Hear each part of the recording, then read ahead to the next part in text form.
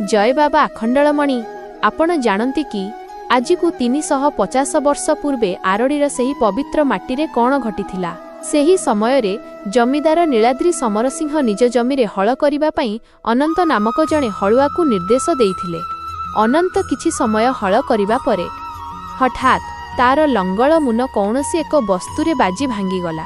अनंत जेतेबेले माटी को आड़े देखिला सेठारे थिला एक कला मुगुनी पत्थर, आउ सेही पत्थररू बोही आसुथिला ताजा रक्तर धारा। सेही मुहूर्तरे एक विराट रड़ी बा शब्द शुणागला, जेउथिपाई एही स्थानर नाम हैला आरडी। बाबांको महिमा एमिति जे कनिका राजांको असाध्य आखि रोग मध्य बाबांको घर्षणा भोगरे भल होईगला।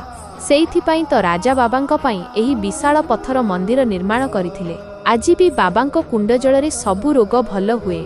जदि आपण बाबांको विश्वास करंती तेबे कमेंट रे जय आखंडलमणि निश्चय लेखंतु।